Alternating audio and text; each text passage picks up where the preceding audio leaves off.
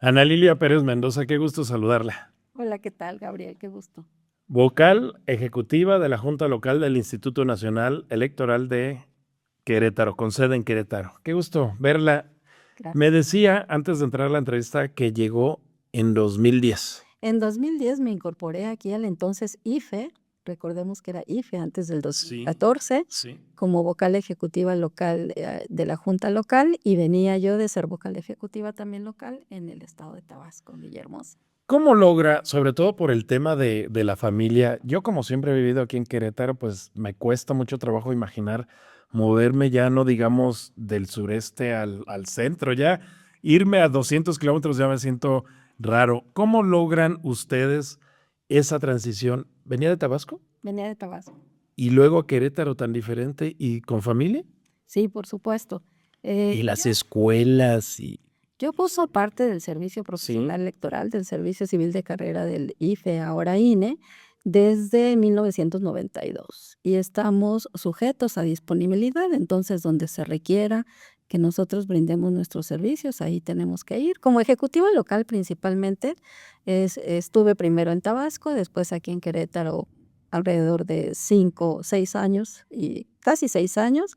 Me fui 2 años y medio a San Luis Potosí, regresé de nuevo aquí a Querétaro en el 19.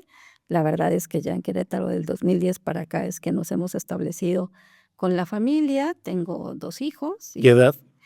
ahora tienen 24 y 26 años. Pero hace 15 años han de haber resentido el cambio de escuela Pero y... por supuesto que sí. Pero es la chamba, como dicen, ¿no? Sí, sin duda. Es la chamba. ¿Qué lección calificó o le tocó llevar allá en Tabasco?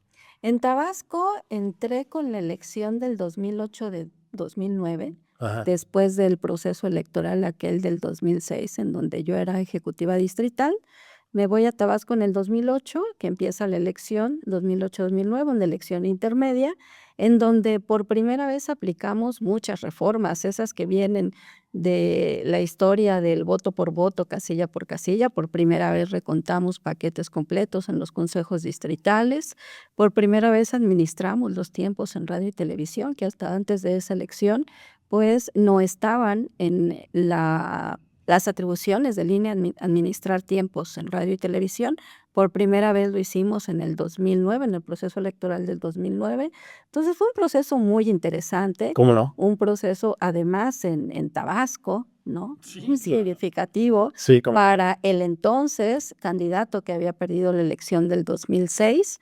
Y bueno, como todas y todos sabemos, el presidente de la República en la elección del 2018 y al 2024. Sí, en el tercer intento, Así es, ¿no? después Usted de 3. podría escribir un libro de lo que vio. Y mucha gente de la que nos ve son muy jóvenes, que estarán llegando a los 18 años, muchos de ellos, y no tienen ni idea de cómo se contaban los votos anteriormente y todo lo que costó para llegar a la construcción del Instituto Nacional Electoral, ¿no? Bueno, el IFE. Platíquenos un poquito, Carl. Usted entró en el 90 y tantos. Yo participé por primera vez en un proceso electoral en la elección de 1991. No existía, no Justo existía cuando se estaba construyendo. instalando Sí. el Instituto Federal Electoral. Y veníamos de la elección de Sí. 1988, de la caída del sistema, del fraude electoral, de el no reconocimiento digamos, de haber perdido la elección por Cuauhtémoc Cárdenas Sí. en 1988. Y a raíz de todo este tema electoral, antes las mesas directivas de casilla, por ejemplo, se integraban con los ciudadanos que llegaran Ajá. primero a formarse a la No, a la sección no eran electoral. citados, era el No que eran llegara a votar, seleccionados, vente para acá. llegaban ahí y principalmente estaba organizado el país como ahora en secciones electorales, y entonces casi siempre eran los mismos elección tras elección, ¿no? El órgano electoral en ese momento a nivel nacional mayoritariamente estaba integrado por representaciones de los partidos políticos. Formaba parte de ese órgano electoral el secretario de Gobernación, ¿Era como líder? que era quien lo presidía, Presidía. ¿no? Y era muy importante en ese momento saber que había más votos de partidos políticos que de, digamos, otros integrantes de la máxima autoridad electoral, y por sí mismos podían decidir lo que pasaba en la elección. Inclusive, ya en el ámbito legislativo, recordemos que había un colegio electoral en la Cámara de Diputados que eran los que calificaban la validez de la elección. No existía lo que hoy conocemos como el Tribunal Electoral del Poder Judicial de la Federación, con una sala superior, siendo máxima autoridad en materia electoral, en donde podemos ir a impugnar las elecciones y en donde se tiene la última palabra, ni la entonces Comisión Electoral entregaba las constancias de mayoría y validez, ¿no? Poco a poco se han ido haciendo reformas, primero la del 90, con la que nace el IFE, después reformas en el 93, 94. Déjeme regreso tantito, sí, porque es muy interesante lo que usted me está diciendo. Como ciudadana, me imagino que formando parte de un órgano que no era ciudadano, sino que tenía, digamos, una coordinación gubernamental, teniendo al secretario de Gobernación como máxima autoridad de ese órgano, que era el que organizaba y contaba las elecciones, me imagino que usted como ciudadana vio pasar muchísimas cosas que le dieron. A mí me daría mucho coraje. Yo voté en el 88 por primera vez, desconocía totalmente todas las artimañas que tienen los partidos. Me dice usted que los funcionarios de casilla eran los primeros que llegaban.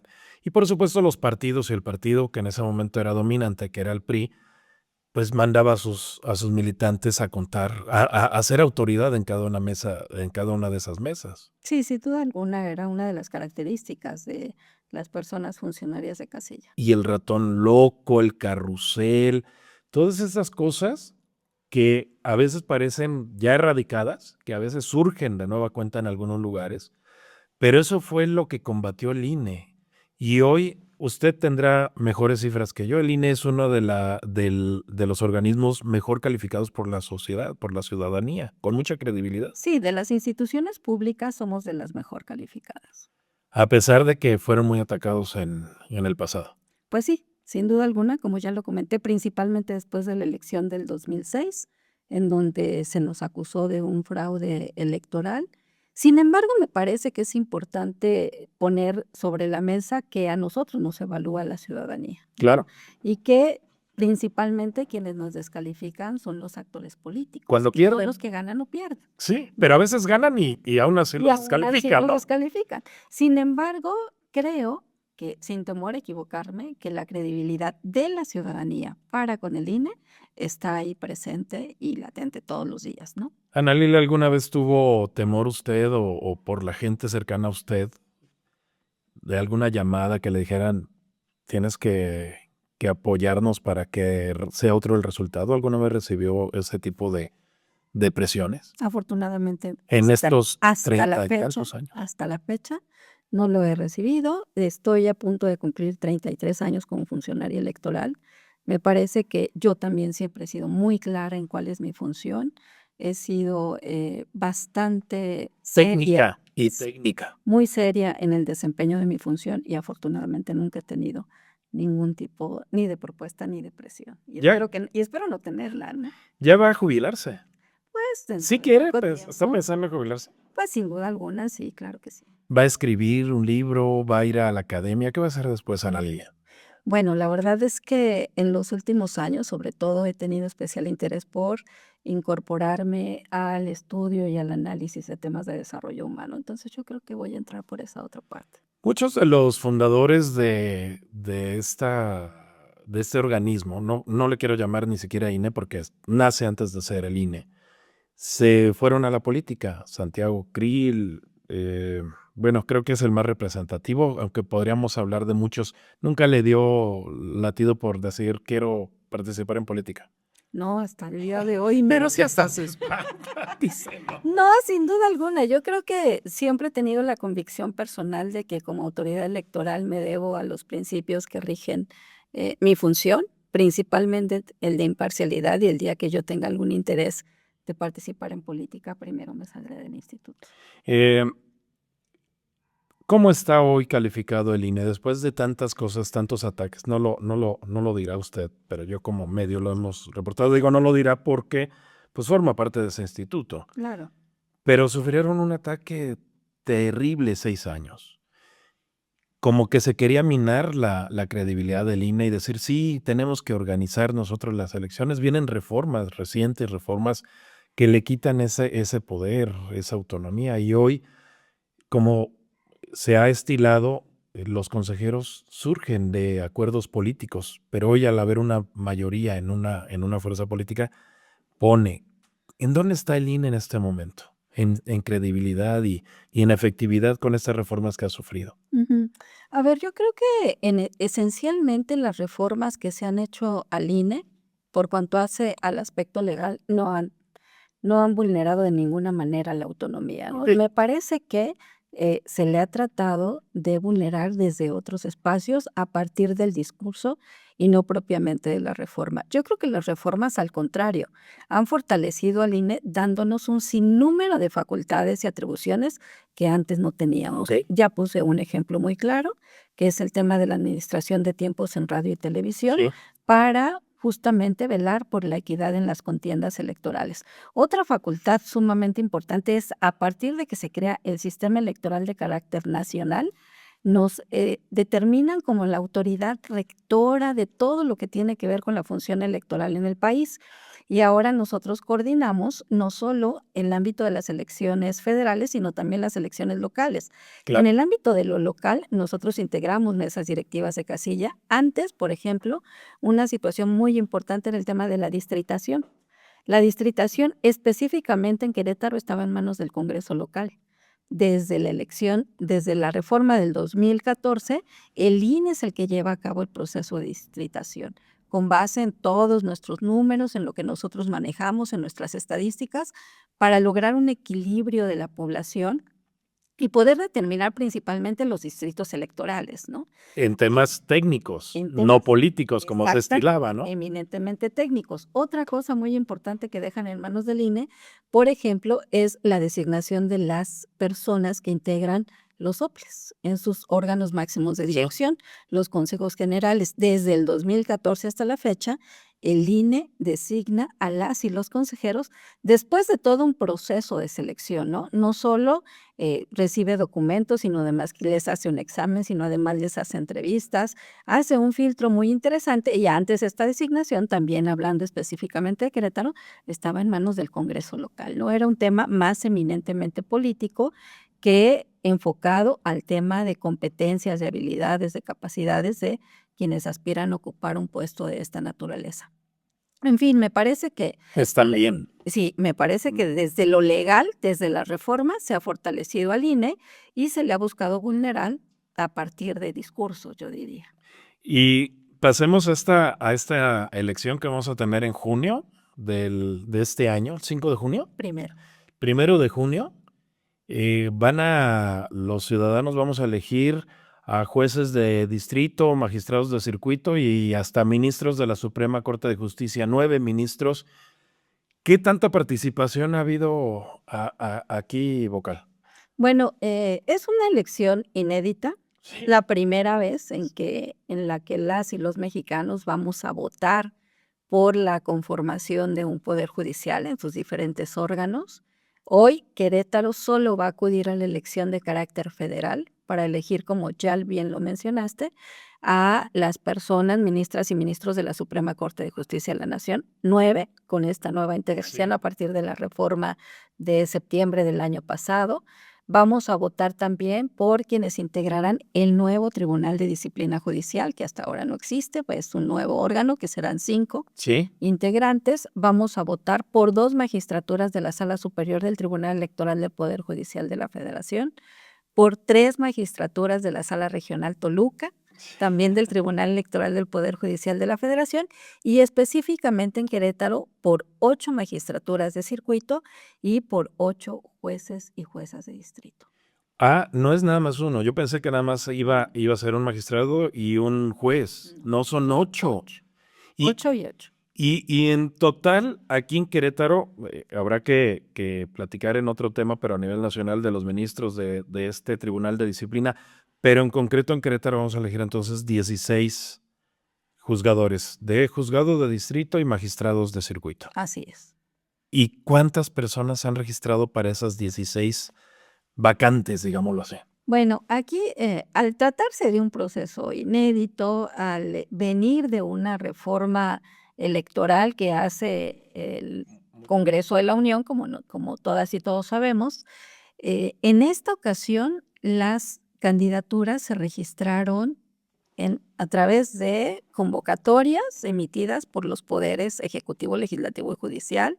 El Senado de la República fue la instancia encargada de juntar todos los listados de candidatas y candidatos y solo entregaron al Instituto Nacional Electoral los listados de candidaturas. Que fue por tómbola. Que pues en algunos casos lo votó sola y en otros, bueno, definieron los perfiles, revisaron currículas, historias de vida, desarrollo profesional, interés de los propios candidatos.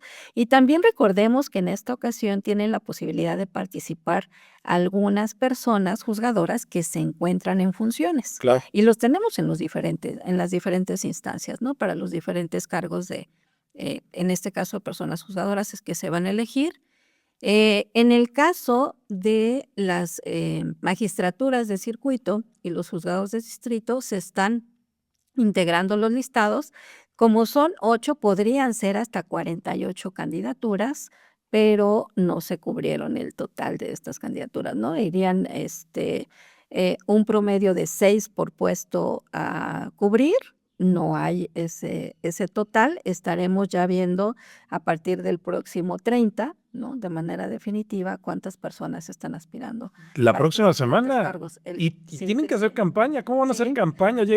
Aquí llegan amigos, dicen, oye, meeting, ¿qué hago? Porque al final de cuentas, la gente que vamos a votar, o la mayor parte de la gente que vamos a votar, no conoce qué es lo que vamos a elegir. Cuando uno vota por un gobernador o por un presidente, dicen, no, te voy a construir un río, te voy a construir un puente, te voy a dar más escuela, despensas. Pero estos jueces que van a ir a prometer en sus eventos de campaña, te voy a, no sé qué, no, se parece chiste, Sí, pero es anécdota. pues yo diría que ojalá y no prometan nada, ¿no? ¿Qué pueden prometer, Boca? Más bien, ¿qué nos pueden ofrecer o ¿Qué qué nos pueden puedes decir? A ver, vamos, primero, otra cosa súper importante. Primera elección en la que quedan absolutamente fuera los partidos políticos. No tienen En nula, ¿no? intervención. En lo que dice la ley, Sí. no tienen ninguna intervención, ¿no? Los funcionarios públicos también tienen prohibido intervenir en lo que son las campañas.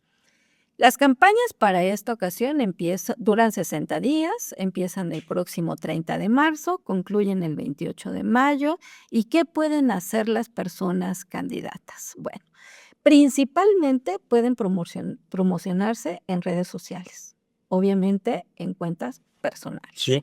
Pueden acudir a entrevistas, pueden participar en foros, pueden generar propaganda impresa.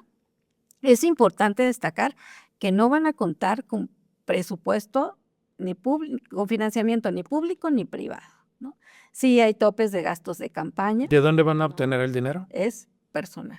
Ah, sí, nada más de ellos son los que Así tienen. es. Ok. Sí hay topes de gastos de campaña, eso es importante también que se sepa. Y otra cosa sumamente importante es que van a ser fiscalizados sus gastos, ¿no? Como los de cualquier otra persona. ¿Pueden incurrir en un delito? Sí, sin duda alguna, pueden incurrir en delitos, en faltas administrativas, Multas, pueden sí. rebasar el tope de gastos de campaña y sabemos que si hay rebase de topes de gastos de campaña y que eso es significativo, definitivo para el resultado de la elección, pues hay la posibilidad hasta de que se anule la elección correspondiente. La ley es muy clara y uno siempre como abogado piensa, ojalá que se cumpla, pero hay tantas lagunas en esto y sé que tal vez la respuesta salga de su esfera de posibilidades legales. ¿Cómo evitar que gente mala, gente con intereses pervertidos de la justicia apoye esas candidaturas? Los partidos políticos, ¿cómo evitar que los partidos políticos no se metan? Ellos tienen listados, tienen padrones, decir, a ver, este es el bueno, salgan a votar. Sé que habrá que tener mucha vigilancia sobre ese tipo de temas, ¿no? Y que no hay una vacuna más que el estar viendo y monitoreando, ¿no? ¿O hay alguna respuesta legal para esto, A ver, yo creo que la vacuna es la honestidad. La autocontención. Sí, por supuesto, ¿no? Sería la principal, ¿no? El Instituto Nacional Electoral va a enfocar precisamente todo lo que tiene que ver con acceso a radio y televisión. Son miles de candidatos y por lo tanto ofrecerles un espacio en radio y televisión Imposible. prácticamente imposible, pero va a utilizar todo el tiempo de los spots para promocionar una plataforma en nuestra página web que se llama Candidatas, Candidatos, Conóceles. Nosotros ya hemos estado teniendo contacto con las personas candidatas para pedirles, entre otras cosas, un correo electrónico a partir del cual nosotros podamos entablar comunicación con ellos. Y a través de este correo electrónico y ya con un contacto directo con el Instituto Nacional Electoral, ellos nos deben de proporcionar una fotografía, sus datos curriculares, lo que les interesa que la ciudadanía sepa de cada una de estas personas y nosotros en esa plataforma los vamos a publicar, de manera tal que como ciudadanía tendremos acceso a la información de todas las personas candidatas, además de la promoción que ellos puedan hacer.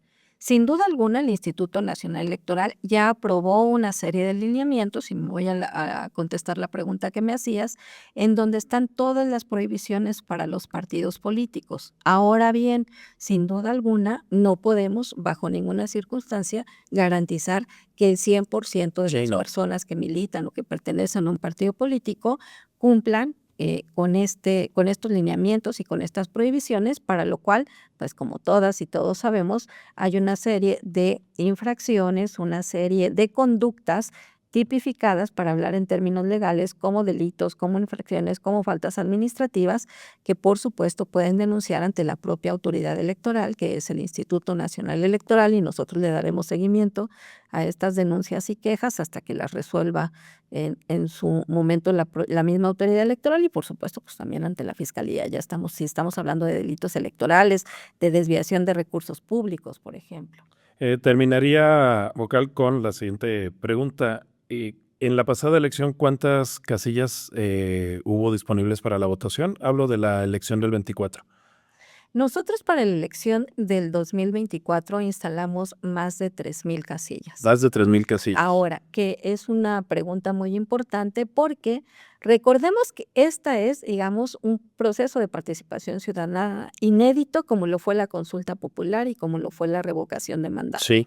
¿no? Me refiero a estos dos ejercicios porque en los tres, es decir, la revocación de mandato, la consulta popular y ahora en esta elección extraordinaria del Poder Judicial de la Federación, el INE cuenta con recursos limitados, no cuenta con la misma cantidad de recursos de una elección ordinaria. En ese contexto, ahora vamos a instalar algo que se denominó casillas seccionales, ¿sí? En la consulta popular y la revocación de mandato agrupamos secciones e instalamos centros receptores de votación, mesas de votación y ahora son casillas seccionales. Si bien es cierto, vamos a instalar menos de la mitad de las casillas que instalamos en la elección ordinaria, también lo es que en cada sección electoral, Querétaro tiene 1,007 secciones electorales, en cada sección electoral al menos habrá una casilla. Por eso se llama casilla seccional. Sí. En una elección ordinaria, en esa casilla votan hasta 750 electores. En esta ocasión podrán votar en nuestras casillas seccionales hasta 2,250 electores, ¿no? Entonces vamos a instalar 1,347 casillas, son las que tenemos proyectadas para esta elección, pero todos vamos a contar con aquella casilla cercana a nuestro domicilio, en nuestra sección electoral, que prácticamente ya conocemos y a la que vamos a votar de manera ordinaria. ¿Y cuántos queretanos van a participar en esa elección? ¿A qué te refieres? ¿A Me quienes refiero estamos en la lista nominal, a quienes van a ser funcionarios de casilla? los que serán funcionarios, los que estarán colaborando ese día como funcionarios, van a tener representantes también ellos, si es que tienen, ¿no? Cada uno de los candidatos, pero el ciudadano que está siendo llamado para ser presidente de la mesa, de la casilla, perdón, o supervisor, asistente, etcétera, etcétera, ¿cuántos queretanos Mira, de manera voluntaria y sí, honoraria? para ser funcionarios de mesa directiva de casilla, Lo primero que tengo que decir es que recordemos que es un servicio que la propia Constitución y la ley nos establecen como obligatorio, ¿no? Nosotros primero hacemos una selección de quienes están inscritos en el padrón electoral. Hicimos una primera selección de casi 250,000 ciudadanos y ciudadanas, ya les visitamos. De esas personas, ya más de 30,000 nos dijeron que sí quieren participar, y el día de la jornada electoral aproximadamente tendremos una participación de 10,000 personas como funcionarias de mesa directiva de casilla. 10,000. Y más o menos. Sé que no tiene una bolita de cristal ni puede adivinar el futuro, pero ¿qué participación tiene el Instituto Nacional Electoral? ¿Porcentaje de participación está teniendo en este momento la visión del Instituto Nacional Electoral? A ver, yo creo que la visión de toda autoridad electoral es 100%. organizar algo para que la mayoría de las personas que estamos inscritas en la lista nominal y tenemos nuestra credencial para votar con fotografía vigente, participemos en el marco de esta elección, ¿no? En la elección inmediata anterior, la ordinaria, tuvimos una participación en Querétaro por arriba del 56, 57% más o menos. Recordemos que Querétaro también es digamos, cuenta con una ciudadanía que se interés en participar en el marco de los procesos electorales. Es un proceso inédito. Yo les invitaría a todos a que vayamos a votar para que veamos ahora cómo se hace una elección muy diferente a las anteriores. Anteriormente llegamos, está una boleta, tenemos un nombre, a veces hasta una fotografía, un Sí. tema de partido político, y ponemos un tacho, una palomita, una palabra, aquel distintivo, la forma en como nosotros queramos emitir nuestro voto. Hoy son listas abiertas, listas de candidaturas, Sin fotografía. van a estar separadas mujeres y hombres, también esta parte es muy importante, no tiene fotografía, solo tenemos nombres, están numeradas, y en la parte de arriba de cada uno de los listados contaremos con recuadros en donde pondremos el número de la persona candidata que estamos eligiendo. Qué complicado va a ser Por primera para vez muchos. estamos en una lista abierta. Vamos a recibir en Querétaro específicamente 6 boletas, ¿no? Para las 6 elecciones que ya comentamos al inicio de esta charla. Sin duda alguna tiene su complejidad. ¿Hay algo similar en el mundo que se elijan a los jueces? No tengo ahorita, digamos, presente el dato, pero sí hay algunos países. Lo que sí tenemos que decir es que no en la magnitud de cómo lo estamos planteando hoy en México.